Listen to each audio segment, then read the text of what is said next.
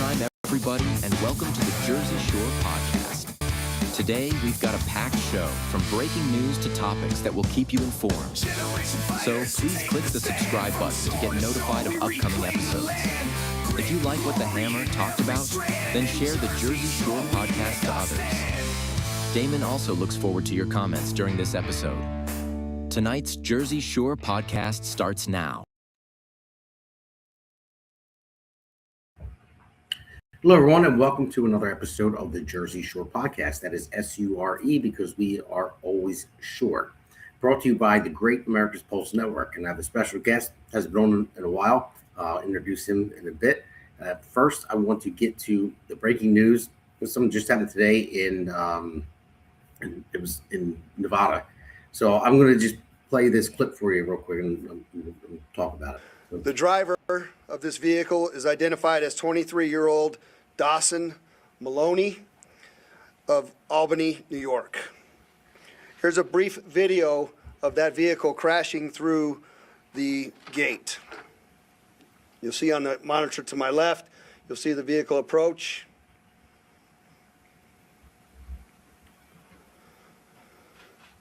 Now the second video you'll watch from the right, you'll see the vehicle crashed right through the gate into the power facility. At approximately 1 p.m., LVMPD was notified and our counterterrorism section responded to assist. Upon arrival, officers observed, obviously, the broken perimeter fence, consistent with the vehicle being intentionally driven through it, a debris field leading to the silver Nissan Sentra bearing New York license plates. The vehicle was stopped against large industrial wire reels, as you can see in the photograph to my left. And as they got closer, they observed a deceased male subject in the driver's seat with an apparent self-inflicted gunshot wound to the head. So that is something that just happened today, just a few hours ago. I don't know all the details on it yet. It just popped up and I saw this breaking news. I don't know what it's about. It was a younger guy, about 23 years old. He's from New York and had a lot of weapons in his car and decided to drive through like a substation plant out in Nevada. So we'll report on that later. I just wanted to put it out there because it was breaking news. So with that, I'll go into what we're going to be talking about tonight. So tonight on Jersey Shore, we have a lot to get into because the hits just keep coming. First, this is also breaking news out of Washington. The Supreme Court just stepped in and ruled against the use of emergency powers to powers for broad tariffs. This is a big one because, we're going to break down what the court actually said, what it means for presidential authority, and why this fight is now heading straight back to Congress, where constitutionally speaking, a lot of people argue it belonged there all along. So we'll separate the legal reality from the political spin, then we'll bring it home to New Jersey because our great governor, because while Washington is making headlines, Trenton is busy. Governor Sherrill's executive order limiting cooperation around immigration enforcement is now in effect, and Democrats in the legislature are continue pushing policies that critics say will move New Jersey closer to a full sanctuary state status. And we know where that's going to go. The Democrats are going to kill the midterms because Trump's already threatening to pull federal funding for sanctuary states that will not work with the federal government and ICE. So we're going to walk through that, exactly what these measures do, who they impact, and what it could mean for taxpayers and public safety here in the Garden State. And finally, tonight, we zoom out and ask a bigger question. When you look at the border, cost of living, energy policy, crime policy, and the direction of federal spending, are we watching smart governance or the slow erosion of the strongest nation on earth? And that's what we're seeing. And I'm not saying it's under Trump. I'm just talking about what the Democrats are doing in blue states. So I'll give you my take on what many Americans feel this country is heading in the wrong way, and what it has to change to turn it around. So strap in. This is the Jersey Shore. So let's bring on our special guest. Hello there, everybody. How are we doing today? Damon, it's a pleasure to be back here on the Jersey Shore, and yeah, a lot of crazy things happening in the United States, and not just the United States itself, but also the state of New Jersey. Yeah, you're right. Well, this is our special guest, Blake Przybyszewski. So yeah, it's all good. I got you. Blake said to me a long time ago. So he's like, "You don't want to pronounce my name right," but with the way it's spelled, it's Przybyszewski. Yeah. But no, I figured I'd go with that one this time. She was like, "You got to sure I got my last name right." I'm like, "Yeah, you told me what it was. I would never pronounce myself right." You know what? I've been around so many people where they've tried to pronounce, like, I've told them it multiple times and they always mess up to the point where I'm like, I'm not even going to get mad at it anymore. So, but I don't even get mad when people call me Damien. You know, it's like, it's been so long. It's like, all right, whatever. You know, it's Damon, but okay. Yeah. So Blake, what do you think about the Supreme Court ruling today on the tariffs? I believe personally it throws a little bit of it just throws some hurdles in front of President Trump. I mean, one of the things that was talked about, Damon, is that, you know, there are other laws and acts in place that still allow him to actually implement the tariffs. This specific Supreme Court ruling was allowing him to place tariffs under the International Emergency Economics Power Act, which can only be activated within a state of emergency. Now, Damon, if you know me and you know how I originally got involved in this, while it is sad that Trump can necessarily go and, you know, just put whatever tariff on any country, I ultimately support this. And the reason why I support this is because I'm not a fan of the executive branches in government having more power than they need to because of enacting some sort of emergency powers. What I mean by that is, for example, back in 2020, when COVID-19 happened and Governor Phil Murphy decided, okay, we're going to declare a state of emergency. That went on, believe it or not, until I think it was the election of last year, way before, way after COVID was done, where he could, he thought he was the king and he could do anything and everything. And in a state like New Jersey, that's extremely problematic because New Jersey, basically, if you really think about it, Damon, we do not have all three branches of government that represent New Jersey. We only have two, which is the executive and the legislative, because our judges are picked by the governor and he can pick anybody who he wants. So any chance that we could, take anybody from the executive off of their pedestal, whatever the case may be, or, try to prevent anything in the future that could happen if somebody were to invoke emergency powers, I'm all a big fan for. Now, on the other flip side, real quick, the actual tariffs itself. So for a country like Canada, this might be good news for them, but I hate to say it, but to all our Chinese viewers out there, unfortunately, it's a bad day for them in Jinping because Section 122 of the Trade Act of 1970, or excuse me, I was wrong. Section 301 of the Trade Act of 1974 permits tariffs in response to unfair foreign trade practices, one of these being intellectual property theft. Now, if you know anything about China's tech sector, Damon, a lot of the technology and the patents and the information that they have, they've actually stolen that from American companies, believe it or not. They are notorious. So when companies go over to China to manufacture, they actually steal, their ideas and their products and their patents, whatever the case may be. That's why you see like a lot of Apple iPhone clones in China, but they call it something else. So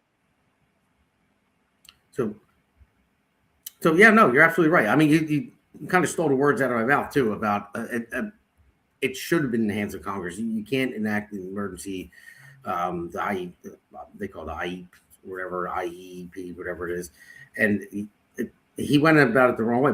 But still, there are many ways that he can still do tariffs, and just having that, especially in peacetime. So the president has more authority during wartime to do things like this, but this is what he can do. And I want to, before I roll this clip, I just want to let everyone know that's watching, whether Rumble, Facebook, X, YouTube, go in that chat box and you can ask a question, make a statement. We'll see it right here on the screen.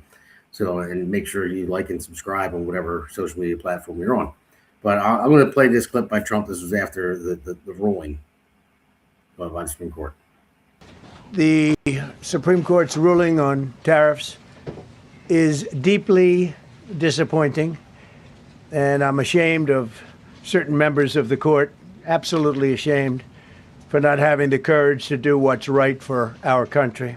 The good news is that there are methods, practices, statutes, and authorities, as recognized by the entire court in this terrible decision, and also as recognized by Congress, which they refer to, that are even stronger than the IEEPA tariffs available to me as President of the United States. Therefore, effective immediately, all national security tariffs under Section 232 and existing Section 301 tariffs, they're existing, they're there, remain in place, fully in place, and in full force and effect.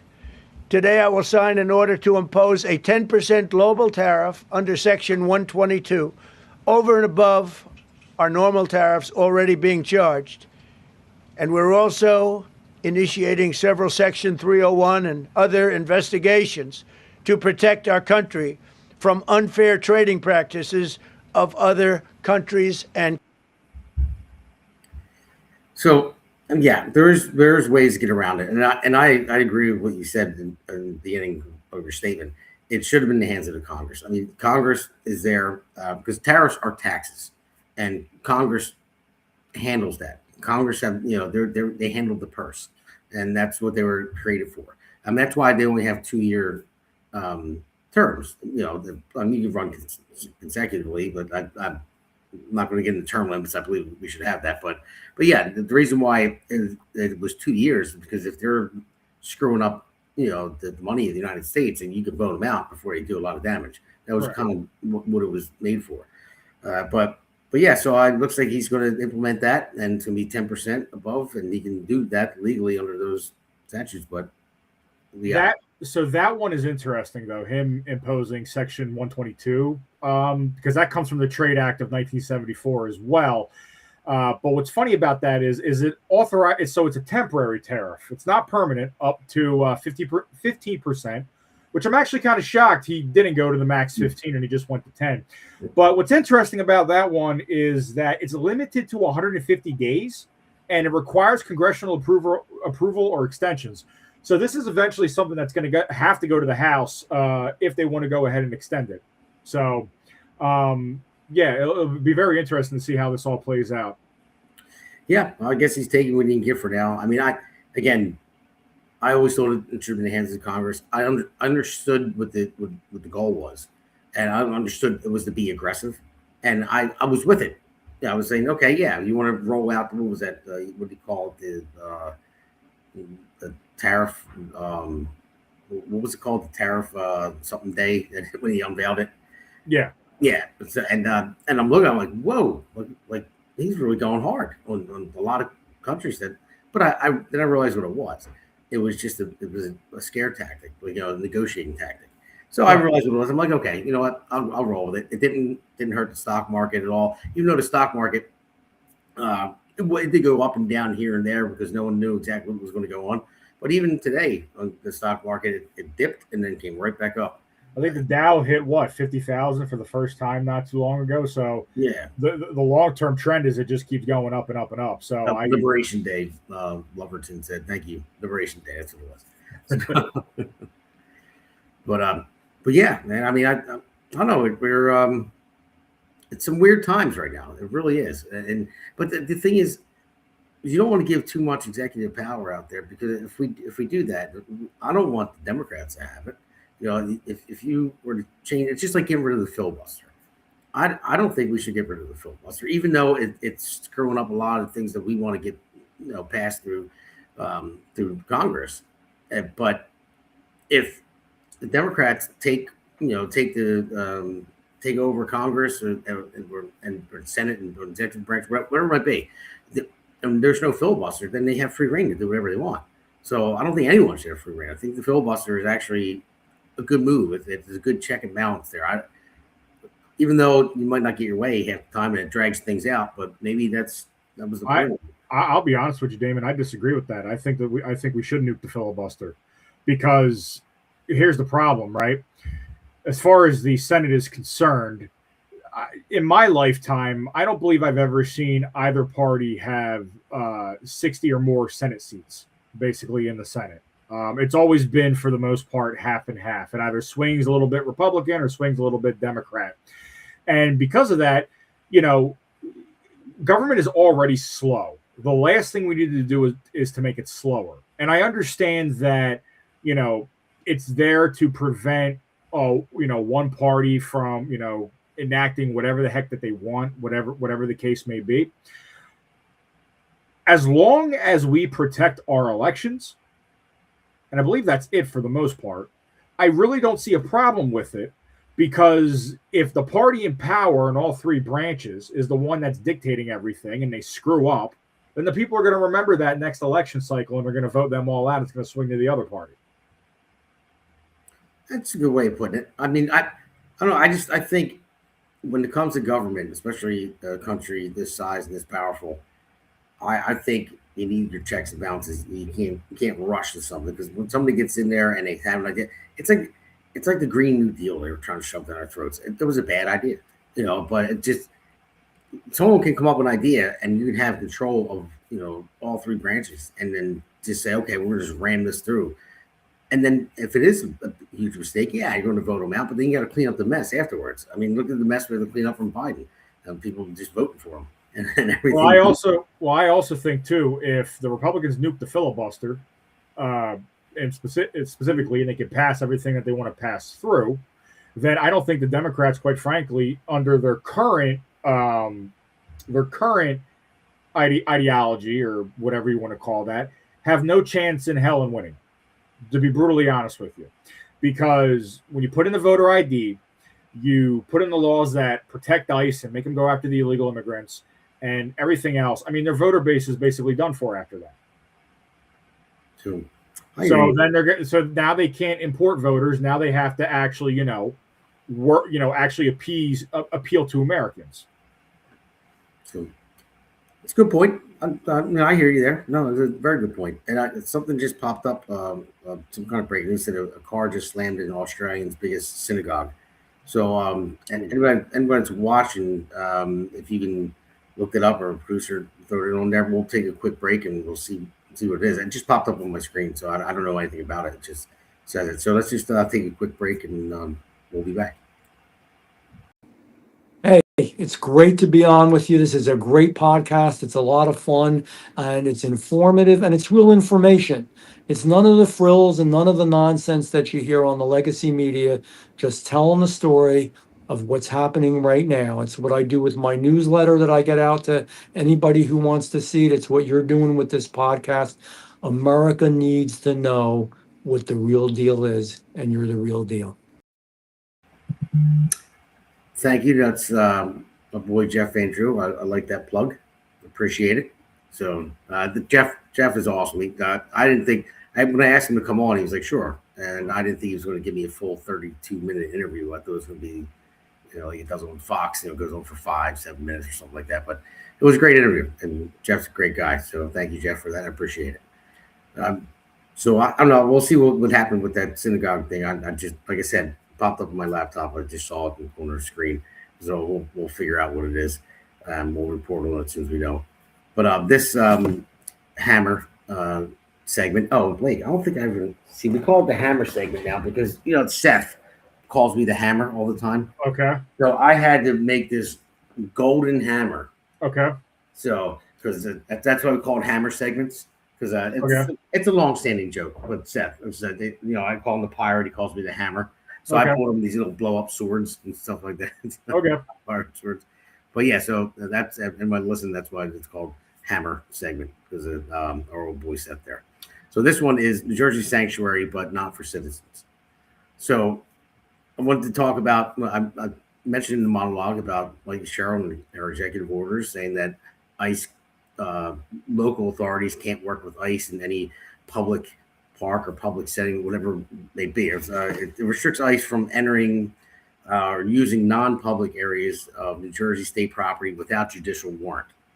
So that was their executive order. So it pushes like a state reporting portal for residents to upload info on ICE activity to the Attorney General's office. So New Jersey tax dollars actually get redirected from core services, including an ICE reporting bureaucracy, instead of fixing affordability, schools, and public safety. So they're shifting money to actually block ICE and spending the money there instead of taking care of the things they need to. So, I mean, it's the federal government sees New Jersey as a hostile territory, while New Jersey politicians get to claim public safety without owning the downstream consequences. So, and it signals to the country, New Jersey is putting up guardrails against immigration enforcement, and it's a magnet message when working families are already feeling squeezed. It's crazy. I mean, people that live here and work for a living and are born here or citizens, it feels like you're not. It feels like you're not a citizen. It's like they're priority. We're going to spend money. We already spend $7.3 billion on them. So I'll get into that in a minute. So first, let's play this first clip and then respond to it. Now pushback coming from the Sherrill administration, the governor announcing a three-pronged executive order to curb ICE activities and to help people know their rights in ICE-involved incidents. First, I'm signing an executive order to ban ICE from launching actions from any state property. That means no ICE staging areas, no processing locations, no operating bases, no federal civil immigration actions run from any state grounds, not our parks, not our roadways, not our buildings. The state has also launched an online portal asking New Jerseyans to record and upload any ICE encounters they see to the site. And third, a Know Your Rights website with information in 22 languages is available at nj.gov/knowyourrights. But when law enforcement officers, including federal agents, violate our laws, they violate the trust the community places in law enforcement as a whole. All right, Blake. I mean, you know what I'm going to say about that. I want to hear what you have to say. What you have to say about that. I love when they put these blanket statements out saying that, it violates our laws. What laws are they violating? You always hear the what. You never hear the why when it comes to these people. And that's what really frustrates me about this is you're throwing out all these blanket statements, all these PR buzzwords, and you're not providing any actual context behind what you're trying to say. Do I think, and I'll be honest with you, Damon, do I think that the onboarding for ICE agents is extremely fast compared to, say, our law enforcement agents? Respectfully, I do, to an extent. There's only so much you can train an individual before you put them on, a job like that. And ultimately, an ICE agent, if you really think about it, right, has a lot of the same responsibilities as almost a police officer does when it comes to, arresting individuals and, pulling them over, looking at whatever the case may be, right? Do I think that there's a lot of bad eggs out there that are like, rah, rah, rah, I'm going to go in and, throw them all in jail or whatever? I do think those people exist. I'm not saying they aren't. But I think the way that the Democrats are painting it is that all of them are bad, which is not the case whatsoever. And I really don't like these blanket statements that she's making. Like, it really bothers me. But I digress. No, and the thing is, it's a recipe for disaster, and it's they're putting the ingredients in it, the Democrats, because they know that ICE agents and even when they bring in border control to help out in these cities because they were getting overwhelmed with all these protesters and people going after them. That's not. I mean, sure, as a part of their training in some way, shape, or form, yeah, but that's not what their goal, their job is. It's to have a mission to go and find somebody, get them, and deport them. Not to have crowd control, not to have frozen water bottles thrown at them, not to have cars trying to run them over. Correct. And when the local police are told they're not allowed to work with the federal police, then the local police know how to do crowd control. They know their area. They know the people, even for the most part. They might go there and say, hey, say Renee, move your car, please, because we know who you are. I'm just saying, let's use an example. But they might know the people and they can handle it better. But when they're told to stand down and not help them out, these guys are going into a city that they never really may not have even been to before, but they definitely don't know how everything works. And that's what's backwards about it, right? Is that you're absolutely right. If I remember correctly, and Damon, please help me jog my memory, she had put something out, or somebody had put something out about having local police not help with ICE. If I remember that correctly, I forget where it was, which doesn't make any sense, because if you're trying to make sure that these people are the citizens are safe, or not the citizens, excuse me, but the individuals in question, don't get hurt or don't get killed, whatever the case may be, having the police go in there, find these people, and then deliver them to ICE as safe as possible is the best possible thing you could do, instead of just throwing ICE to the dogs, right? Not knowing who this individual is, whether or not they are a murderer, or they're brandishing a weapon, or if they got multiple people with them that could potentially, cause a shootout, whatever the case may be. That's what I love about this just backwards logic that these people have. So, yeah. Well, no, I see the comment by Loverton up there mentioned this was always going to be ugly. ICE didn't have the staff to report 30 million migrants. No, they did not. I mean, we knew it was going to be ugly. We knew it was going to be tough. But the way I see it with the Democrats in these blue cities and sanctuary cities, sanctuary states, saying that law enforcement is not allowed to work with them, they know what's going to happen. They wanted it to happen. They wanted Renee Good to get shot, not personally, but they wanted a situation like that. They the other guy that was shot in Minnesota too. They want these things to happen so they can grandstand on it. And when they want to stand there, oh, look, see what happened? Well, you could have prevented it. You shouldn't have said, go out and put the cameras in their face, like Tim Walz said, and record them. Like Cheryl just said it, report ICE, record them where they're at and all this stuff. So they're telling citizens, when you're an elected official, and you're telling citizens it's okay to go do this, you know that something's going to happen. And I truly believe that they're waiting for something to happen, because as soon as it happens, they can pounce on it and say, see, they have to get out of here. We're keeping all the illegal immigrants here. Because the reason why they want, and everyone knows this for sure, 100%, the reason why they want them here is to vote. They want to stay in power. That's exactly why they want them here. And it's the writing's on the wall. And I just tell people all the time, like, they're playing around with people's lives, because that means they don't care about you. They're a soulless party. And that's what they are. They don't want to represent their constituents. They care about power, and they don't care about throwing you, in front of a bus, to stay in power, just to use your name and grandstand on your grave. That's what I believe. And I agree with you. My thing is that what I really don't like about this, and again, it's politics, so they're always going to make everything black and white, right, with every single situation. Ultimately, let's go back to common sense. Here's how it should work. I mean, at the end of the day, you have your local police. Your local police tells ICE, hey, these are where these individuals are. We have it on good authority that they're illegal immigrants. The police should go. The police should find these people. The police should escort them out of the building, and then they should hand them over, or wherever their house or whatever, and then should hand them over to ICE. That way you don't have an incident where, ICE is freaking out over, whether a person's a criminal or not. And God forbid somebody's, that person's mother, who's also an illegal immigrant, is in there, and they, God forbid they push her to the ground or something, or whatever the case may be. And it hurts her as well, because at the end of the day, everybody looks like an idiot after you do something like that. So that's the problem. They're trying to make this as safe as possible, but instead what they're doing is they're making it even more and more dangerous for ICE officials to do their job. And also it makes it more and more dangerous for the illegal immigrants that do get captured, that aren't necessarily criminals, but are, women, children, whatever the case may be. So asylum seekers. Yeah, well, understood. Well, I have a few more clips in this segment here. I want to bring up this pick here that's going on in Trenton on Monday. I know Jack and Constance are going to it. I would go. I mean, this is a Take Back New Jersey rally. Make your voices heard against 3 radical legal immigration bills. And these bills it's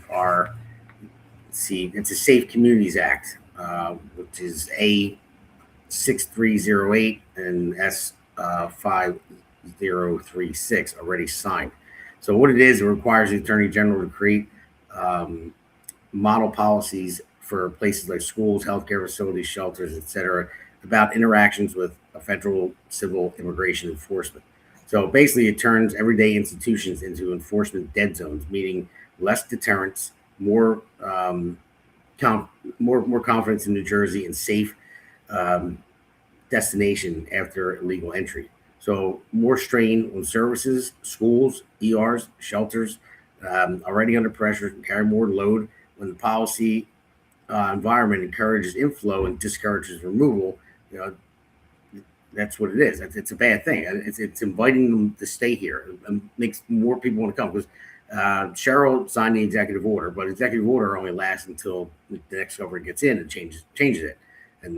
But when it gets passed to Assembly and Senate, then it's in law, and that's going to be a big problem, because once that happens, I guarantee you the federal government is going to cut funding from the state, and it's going to affect the midterms, because every Democrat is going to say, hey, well, we had to raise your property taxes. We had to raise the gas tax. We had to raise the sales tax. We had to raise the tolls because the federal government took money from us. Now, well, I mean, although they should, because you're not following federal law, but people are going to vote on that. People vote with their wallets, and they're like, oh, the federal government did this. Oh, no, and they're going to vote Democrat. And I see it coming. I really do. Well, I unfortunately am not going to be able to make it to this event due to prior obligations. But there is something I want to say real quick, Damon. If I could just take 2 minutes real quick to talk about something involving this event. So the gentleman that is leading this charge is Assemblyman Paul Knitra, who, if I remember correctly, is coming up. Yep. So. The Assemblyman for District 10. And I just want to share a personal story that I haven't told people about Mr. Paul Knitra, just to tell you, who he is as a person and who he is as a man. Damon, there's a lot of people I'm sure that you and I have both met in the entirety of New Jersey and the New Jersey Republican political scene. And a lot of these people, they have their noses in the air. They think that they're the greatest thing since sliced bread. They think that they're going to win in a area where it hasn't been won in over 50 years because they think that, they're the next big thing, or whatever the case may be. Paul Knitra is not that. He is one of the most down-to-earth human beings I have ever met in this entire political atmosphere. It doesn't surprise me at all that he is in there in Trenton and he is fighting against these bills, because that's who Paul is. I'll just give you an example real quick, a little story. When the Turning Point Action New Jersey chapter was starting up, and I was working with Heather Torno to try to get everything up and running, and making that Facebook group and stuff like that, Paul Knitra was actually, I believe, the first assemblyman in the entire state of New Jersey on the Republican side that personally reached out to me and Heather and said, hey, if there's anything I can do to help you guys to get this off of the ground, let me know 100%. And since then, and then after that, meeting him in person and getting to know who he was and, how much of a family man he is, Paul, he's an amazing, amazing individual. And I have the absolute honor of calling him a friend. And, Paul, if you're watching this, man, you're the man. And, I'm praying for you every single day because you're the number one fighter in New Jersey right now, as far as I'm concerned. So thank you for everything that you're doing, Assemblyman. Right. And couldn't say it better. I think he may be our next governor. You never know. God, I hope so. He's a great man. He'd be a great governor. I will definitely have him on this show sooner rather than later. So I want to play this next clip, and let's roll this one. This is I was at Norcross Town Hall meeting. I asked a question. I made a statement about different things, and then I asked a question. So basically, the statement was that New Jersey feels like a prison because Norcross was boasting about the anchor rebate. So, does everyone get their anchor rebate? Yeah, I'm like, well, in my mind, I'm thinking, don't take it to begin with. It's a bait and switch. then the rebate. You're taking, I don't know, I'm just throwing it out in the air numbers. You're taking 3,000 from us and you're handing us 1,000 back. But here, look what we gave you, and then that's what it is. And I brought it up about us being a sanctuary state and how we pay $7.3 billion a year, just New Jersey, through our state taxes for illegal immigrants. There's over 900,000 of them here. And the guy, he went on a bunch of different things that I mentioned, but he said, you got to check your numbers, and I'll get to it after. Let's watch this. It's Assemblyman Spearman here after I ask him the question. Housing costs are too high, and our rents are too high, and part of that rent problem has to do with another national issue where you had organizations who are deliberately driving up the cost of rents. And the last Attorney General actually had joined a suit nationwide against those organizations to keep them from colluding to raise rents to as high as the market would support. So that addresses, I think, most of your 7 issues. The one thing that I would be careful with is that $7.3 billion number that you have. I'm not sure where that comes from, and I'll be happy. Sylvia and Vaughn of my office are right over there, where the blue sign. We'll be happy to talk to you about that, but I'd be very careful about your sources of information, because sometimes, in fact, there's Sylvia, because sometimes, let's just say there are sources that give inaccurate information. So I'd really like to explore that $7.3 billion number. If it was that simple, we would do it, no question. If there was $7.3 billion sitting around and we can just give it back to taxpayers, I'd do it tomorrow. I just don't know that is a fact. Hey, Derek, let me follow up with that. I was Norcross going to follow up with something. It didn't really say much. I'll cut more clips of that in following episodes. But yeah, obviously he said, I just don't know if that's a fact. No, you should know if it's a fact, because anywhere you look, you can find it. It's a fact. And I'm going to roll this next. I'm going to roll these next 2 clips actually. And he was in this Senate hearing. Not Senate hearing. I'm sorry. It was an Assembly hearing. It was in Trenton when Paul Kenitra was talking about these things. He was there. This was prior to that town hall. So he heard him say it too. Now I've been saying this for 8 months, and when I heard Paul Kenitra say it, I was like, oh, I've been saying this for a long time. At least somebody's paying attention. And so, but he heard him say it, so he knew exactly what I was talking about. Yeah. But he still said, I'll be very careful. Okay. So let's roll these other clips, and you can talk about it. Let's say you're a criminal illegal alien. You're here. They're investigating. I'm sorry, but there are no illegal aliens. There are individuals that are undocumented. You can say whatever talking point you want, but if you come in here illegally, If you come here illegally and you commit a misdemeanor on your first coming into the country or a felony on your second coming into the country, you are technically illegal. Now, I understand that semantics matter and everything on those lines, but you are here illegally. Just like if you murder someone, you are a murderer. Well, you're attaching the word criminal to that, though. But let's get back to the point here. The Chairman, is, I came to testify and answer one quick question. Let's not go off the rails. I have a very pointed I'm not going off the rails. But we answered your question. Mr. Kenitra, you need to get to the question. Whatever you want to call the individual, whatever semantics work for pandering to. I love this guy. I do. And then we'll just roll this next clip too, where we issued a comprehensive 24-page report after I went down to the border, went down to the Mexican border, and saw firsthand how our blue state policies were literally incentivizing people in Latin America to come across the border because they knew if you come to New Jersey, you're going to be safe. You're not going to have any fear of being sent back home. You're going to get all these benefits. And we quantified in a $56 billion budget that $7 billion of it, directly or indirectly, was the result of illegal immigration. And that went statewide. It went national. $7 billion? Yeah, $7 billion. Out of a $56 billion budget. I said it first, Paul. I've been saying this for like 8 months. But he mentioned that in that hearing there when he was talking, they kept cutting him off, and he so I just wanted to play that part too. But he did mention, so Spearman was there, so bullshit. He's like, check your numbers. Where I'd never heard of that before. Yeah, you did because you were there. Can I tell you a story real quick? I don't know if I ever told you this for your viewers, a little bit of context, but you had mentioned earlier about the anchor program and the rebate checks and stuff like that. Well, I got a personal story for you. A lot of people don't know this, but back in 2023, I used to work for a company, right, that was contracted to work for the state of New Jersey specifically to handle the anchor program and the senior freeze program. Now, obviously, it has been 3 years. A lot of these things could have changed.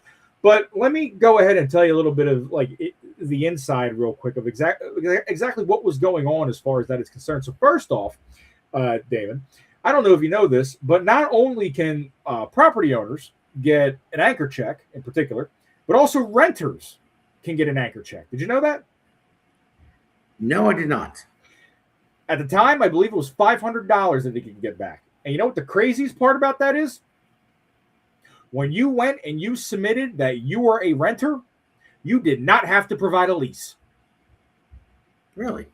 So anybody, I could just say, my wife can just go submit something right now, says she rents here because the house is in my name. So real quick, to answer that question, let me clarify some things real quick here. I want to add more to this. So on top of that, the year that I got into there, they started doing direct deposit for these checks, okay? The way that the system works is that when you put one application in, you cannot process another application, which means if you put in a renter's application, you can't put another renter's application. If you put a homeowner's application in, you can't put a renter's application in, and vice versa. So do you know what was happening?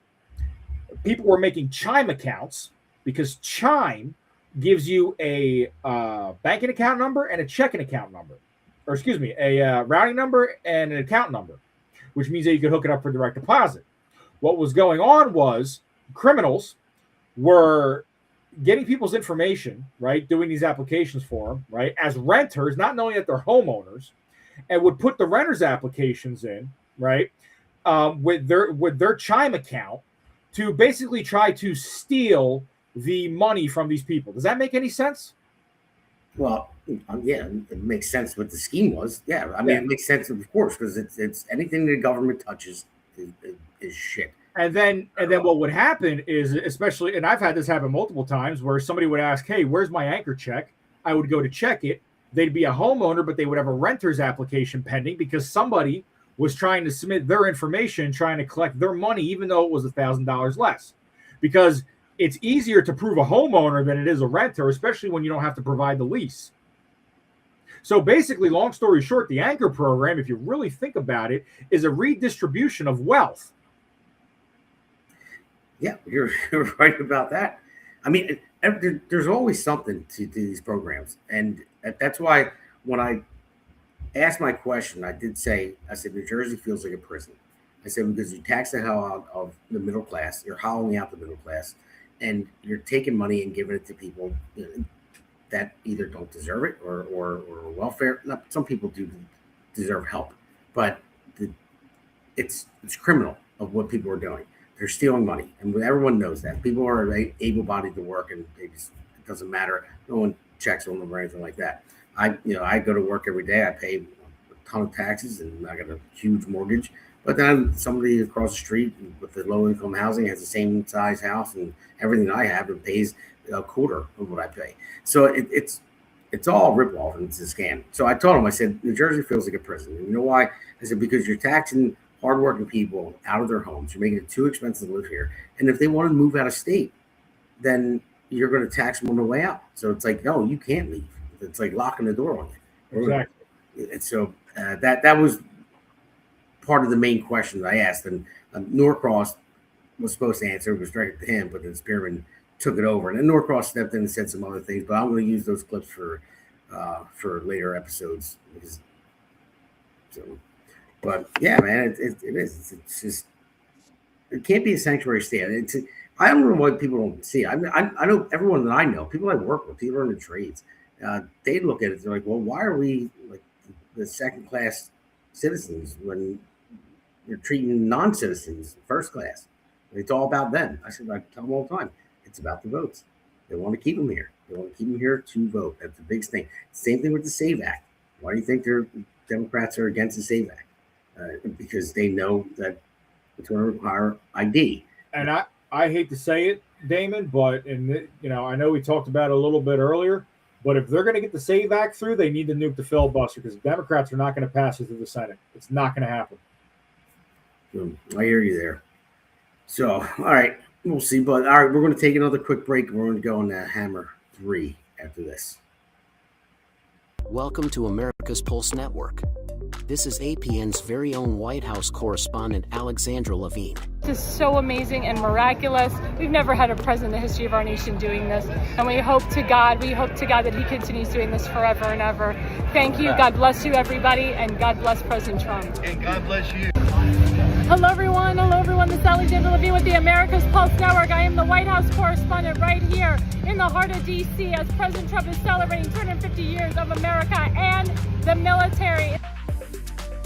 Subscribe and follow America's Pulse Network on the above social medias.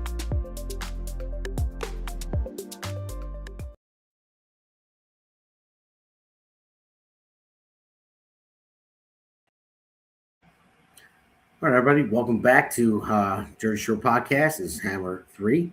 Welcome to America's Pulse Network. There. Oh, someone hit a button by accident. Sorry about that. So this is U.S. Doomsday-Democrats. So basically, doomsday for the United States equals Democrat rule. And the Democrats are ruining this country. And I'm sorry. I mean, there's no way that you can get around it. I know there are some moderate Democrats out there. You got people like John Fetterman. Fetterman, he was a big shock to me. But he's got common sense. So I'm not talking about him. I'm not talking people that voted for him. I'm not talking about I'll call them the Reagan Democrats. But the far left ones that are empowered and only care about being in power. They don't care what happens to this country. They're ruining it. They're going to ruin this country because energy ideology versus energy reality, pretty much. Let's say they're trying to think about what I want to say about this. I mean, if you look at the socialism, look at Madani, okay, and he's going to be taxing the rich, and a lot of people are going to move it out. He's going to kill that city. If you look at California, across the bottom of the screen, you can see part of the breaking news. You have Steven Spielberg, big-time liberal, moving out of California because taxes are too high. So they're trying to redistribution of wealth. So when you do that, and Blake, this, I'm just saying for the listeners, you make me, someone like me or you, let's say, well, why am I going to work every day and busting my butt? And when you're going to stick your hand in my pocket and hand it to somebody else, it stops, any kind of merit, any kind of innovation, because I know you got some good things going on with the new startup thing that you have going, but I would think, in the back of your mind, like, well, hey, I'm creating this thing here and I'm going to get hammered for doing it. And they're going to take my money and give it to somebody else that didn't work as hard as I did. I think so. First off, it has been proven time and time again throughout history that when you go ahead and you tax the millionaires, but whatever you want to call them, the billionaires, when you go ahead and you tax them so much and try to remove as much wealth out of them as possible, they're either going to relocate or they're going to leave the country in general, right? It never works. It's never worked in history. It's never worked once. And then what ends up happening is the middle class and the people there, because the economy's not churning, the economy's not moving, the economy stops there, and then everybody goes in the local economy, and then everybody goes into poverty, right? I mean, that's basic economics. Everybody knows about that. I do think, personally, Damon, that we do have we have a wealth discrepancy issue. I'm not going to sit here and say we don't, because we definitely do, but that's not the way you fix it. That's not the way that you fix it at all.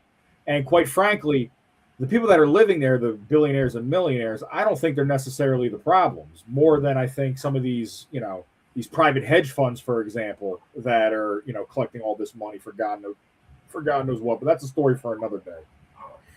Yeah, I mean, you look at it too. I'm going to play a quick clip that a great producer put together in a second. But I mean, there's soft on crime policies too. It's like, I believe you commit the crime, you do the time. But if they're going to let these people out of prison and have the cashless bail and all that, you see what's going on. I mean, society is tanking because of that reason. I mean, you have guys stabbing girls on the neck with trains and just randomly. Which is awful.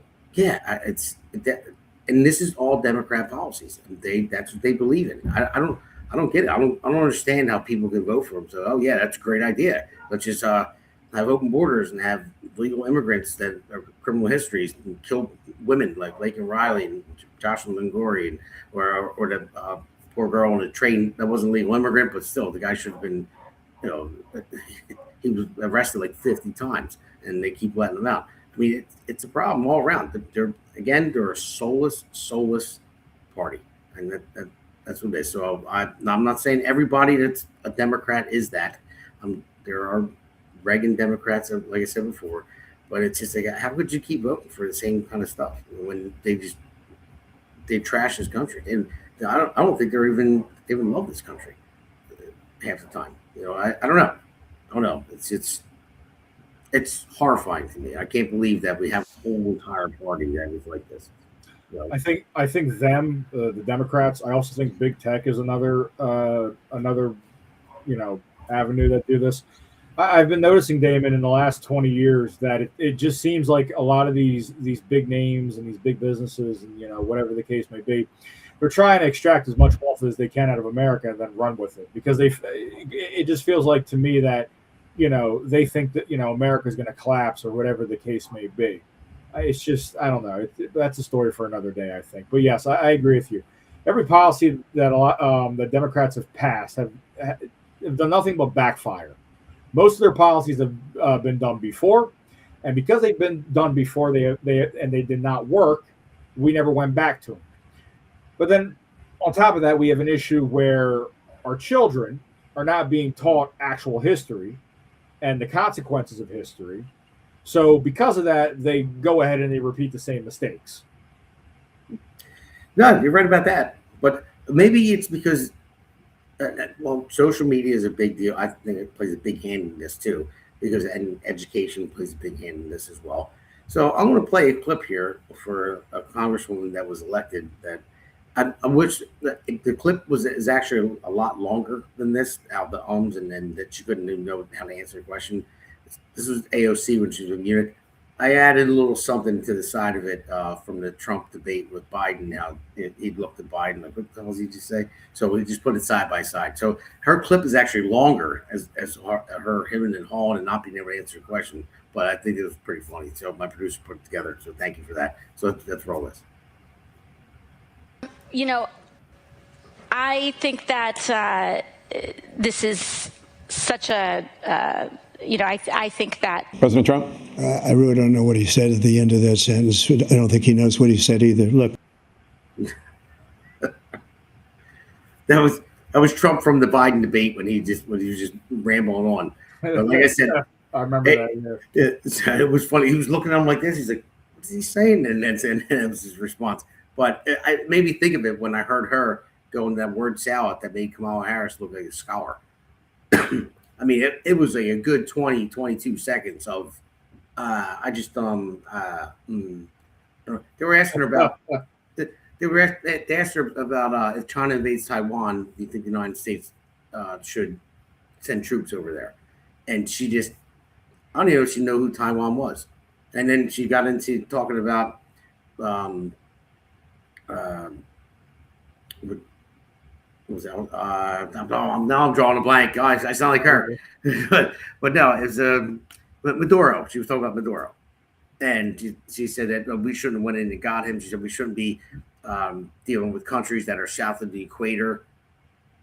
I'm like, they're not south of the equator. So she doesn't know her geography, or else she would know that Ecuador is on the equator and Venezuela is, farther north than Ecuador. So, so again, that's what I was saying. But I I forgot exactly what she said, but she was talking about Maduro and all that stuff. And then she said, "Yeah, people south of the equator we shouldn't be involved in those countries." And I, for a second, I didn't think. I'm like, they're not. What's she talking about? But that clip right there shows you she doesn't know. Now, I stumble once in a while too, but at least I capture myself back. I'm just bad with names sometimes. But if I was asking a serious question like, should the United States intervene and send troops there, I would say, well, it would depend on what was going on. It depends on if there was a full-on invasion. No, they're our ally, Taiwan. So, yeah, we have to protect them. And of course, we would help out. We would send troops there. We would send planes there, send ships there, whatever it be. But she didn't know how to answer because... Not to mention that Venezuela basically, keep in mind something, Venezuela basically collapsed.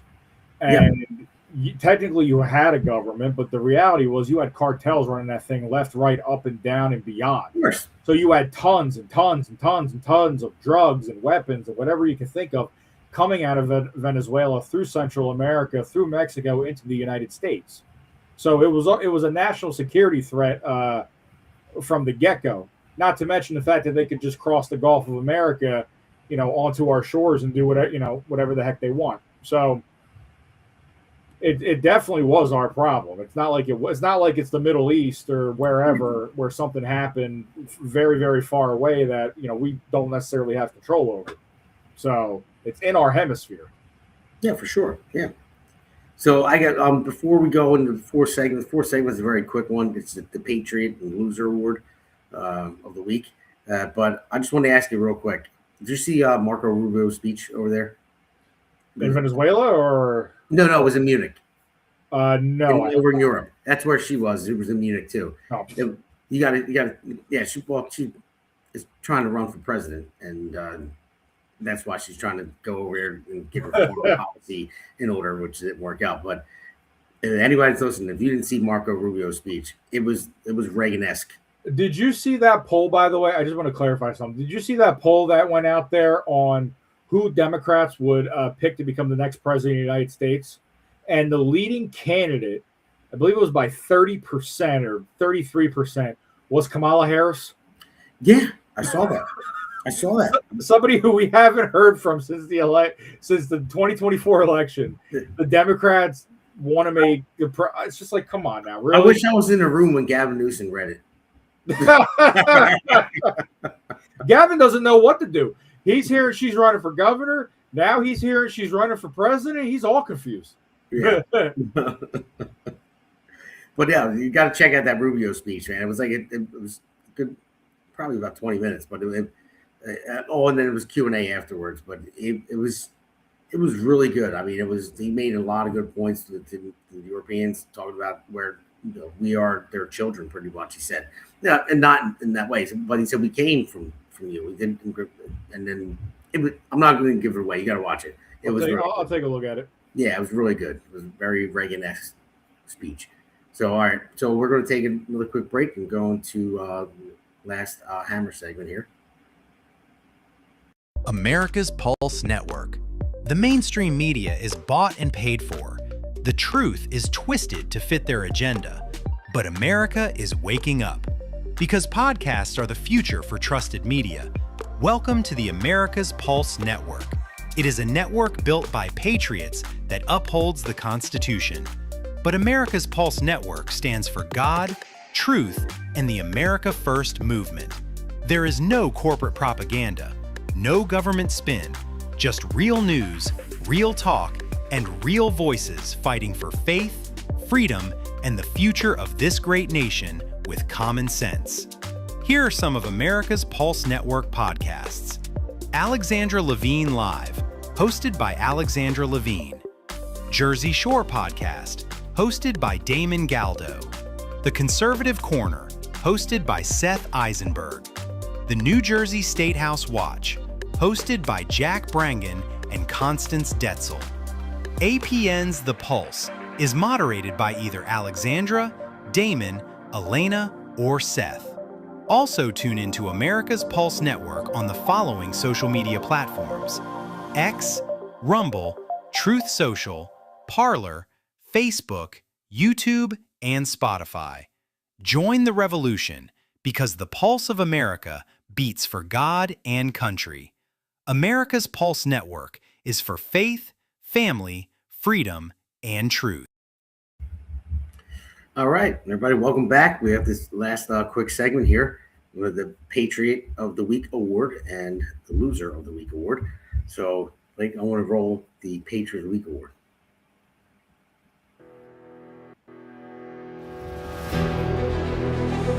The Jersey Shore Podcast presents this week's Patriot Award.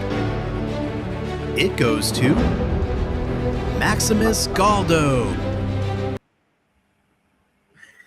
That's our new dog that we just got a few weeks ago. One that I wasn't prepared for, but my wife and daughter wanted one very badly. And I said, I don't know if I need anything extra in my life right now, but they've been asking for a long time. So we found named him Maximus Decimus Meridius, like from the Gladiator. So we call him Max. So that's funny. So favor give him the Patriot of the Week Award. So he doesn't know that yet. I hope we'll be happy. I'm sure. I want him how to wear a cape and run through the house too. That's incredible.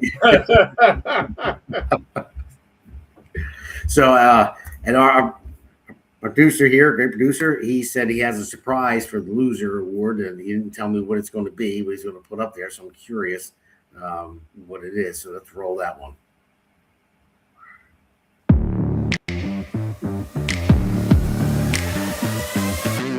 The Jersey Shore Podcast presents this week's Loser Award. It goes to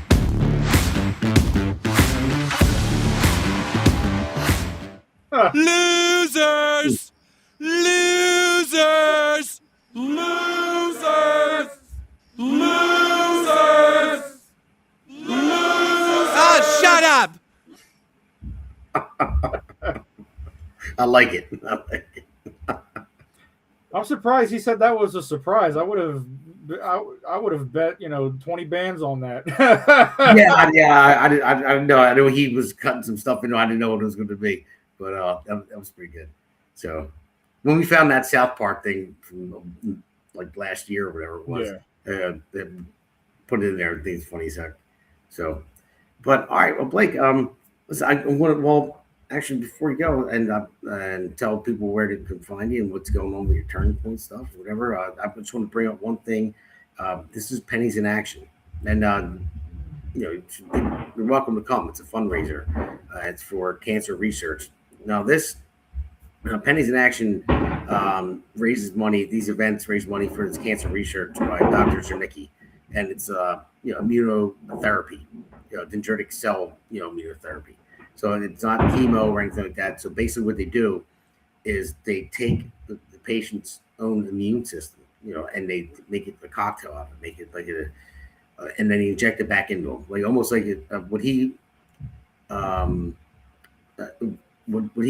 told me, the doctor, he said basically it's like injecting like a nuclear bomb of your own immune system into you. And it fights the cancer, because the cancer, it learns faster, it works faster in your immune system, so it'll attack it. But if you put, let's say your immune system on steroids injected into you, then your own immune system will tackle the cancer before it learns.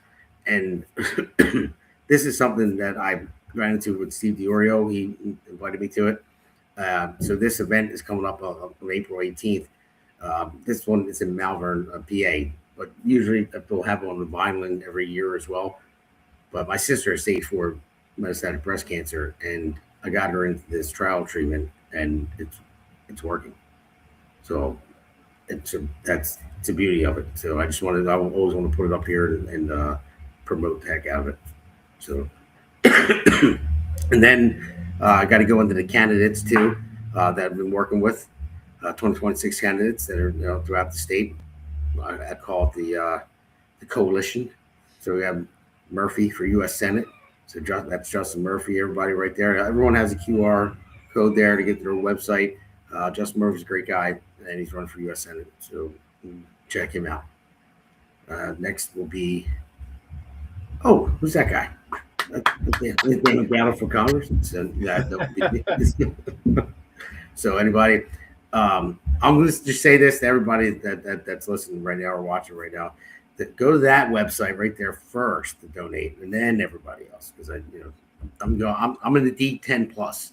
Damon, fun fact for those that don't know, Damon actually got that exact picture on camera from a helicopter over the Wall River Bridge. So, all right, we got the next one. We got Jeff Andrew. Andrew, yeah, he's got it, man. He's got it in the bag, but still, everyone get out there and vote for him.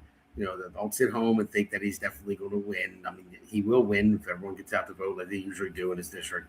But Andrew's the man. So, all right, next one. Go to Jason Cullen in 3. Who's coming up? I think so. In a second. I think there he goes. There's Jason Cullen right there in Jersey's 3rd district. Jason's a good guy. He's been on the podcast multiple times. You can go to his website. You'll learn all about him. He's got plenty of videos out there, so you guys can check him out. So Jason Cullen right there. Got a lot of friends supporting him. And then Chris Smith. So Chris, I haven't really talked to you that much. I want to get in touch with him more and then have him really join our group. But Chris, he's the guy that's running right now in 4th district. So check him out. I looked him up. We had a conversation, but I just didn't, he didn't join us in our group yet with our Zoom call. But Hillary Herzig, she did. She's pretty badass, man. She's a tough woman. When we were talking about a bunch of different things, like she was just hammering stuff away.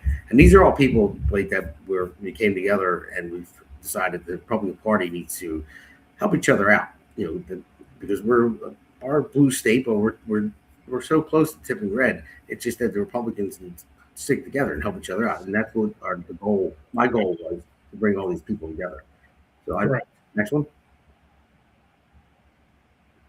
Tom Keene Jr. Everyone knows him, the incumbent. So he should win as long as everyone gets out to vote for him again. So there's Tom Keene, everyone, and Tiffany Burris for Congress. She's another one that was part of our group in that Zoom call. We all talked about different things. That's actually Plexico Burris's wife, played for the Giants. She has to know by now that I'm an Eagles fan. So, I've heard a lot of great things about her too. So, but all right, and we got the next one here. Carmen Bucco.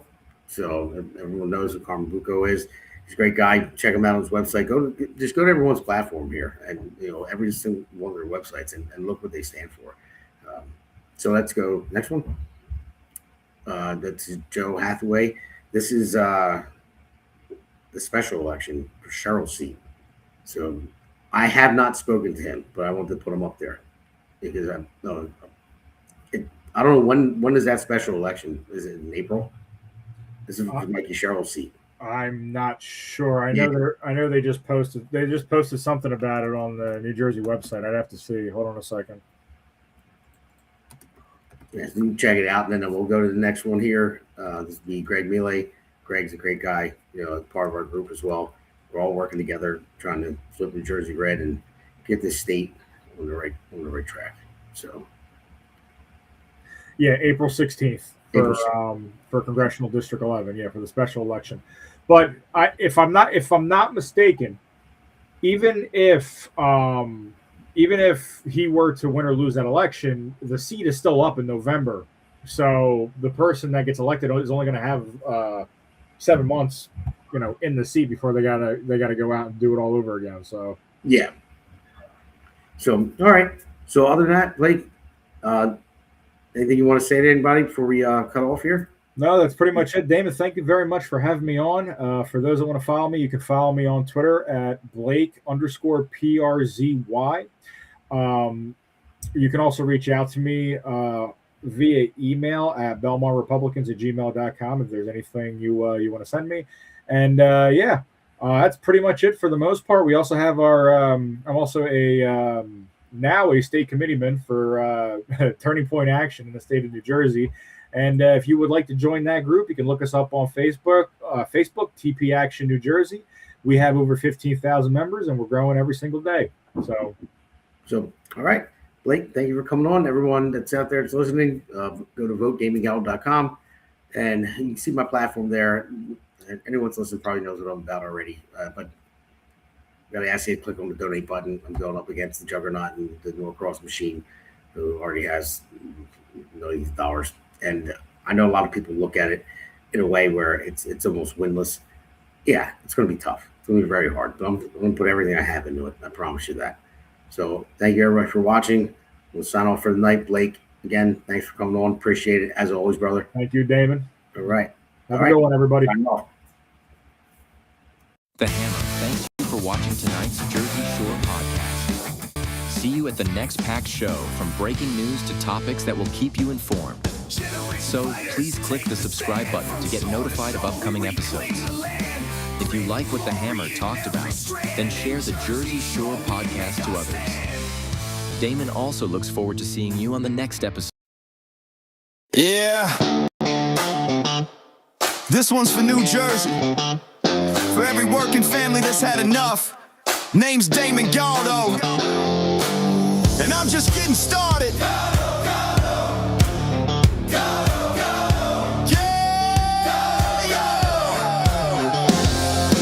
Job site dust to the streets of the shore. Steel-toed boots, yeah, I know what I'm working for. Middle class hurting, every bill going up. While suits in D.C. say, man, just trust us. I'm a builder by trade, put my sweat in the ground. Now I'm building up hope for my hometown. Jersey's my home, blue-collar soul. I don't make excuses, I get it done, that's all I know. I felt the pressure, I've lived that grind, trying to give your kids a better life. I won't forget where I came from, man, cause I'm built by work. I'm built by working hands, fighting for working families. Not a career man who forgot what hard work means. They talk real big, but nothing ever changes. While Jersey keeps drowning in the same old pain, I'll build a future strong for our kids in this land. I'm Damon Galdo, built by working hands. Yeah. Don't know across, been there year after year. Same old story while the struggle's still here. Claims he's for workers, but look around town. Rent sky high, grocery bills breaking us down. Where's the relief for the middle class grind? Cause all I see is folks falling behind. I ain't got decades in some DC chair. I got skin in the game, cause my family's here.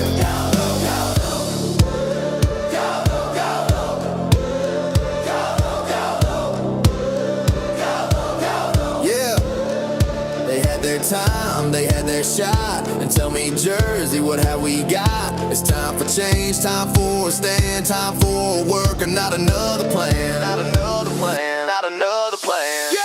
I'm built by working hands, fighting for working families. Not some suit who sold you fantasy. We waited long enough, it's time to demand a future built by honest hands for Jersey strong, for this great land. I'm Damon Galdo, built by working hands. Yeah, this ain't left, this ain't right. This is fight for what's right. For every mom working double shifts, every dad praying they don't miss. I'm running for my kids, running for yours, for a state that deserves so much more. Not talk, that's the plan. Let's build it back with a working man. For our children's dreams, for a better way. I'll fight for Jersey every day. No empty words, I'll take the stand, cause I'm built by work. Yeah, I'm built by working hands, fighting for working families. While the old guard keeps playing the same old game. But we're done with waiting, done with excuses. It's time for a man who knows how to do this. I build a future strong for our kids in this land. I'm Damon Galdo, built by working hands. New Jersey 1st District. If you're tired of the talk and ready for work, walk with me. Galdo, Galdo. Galdo, Galdo. Galdo, Galdo. Make the crowd chant with no music.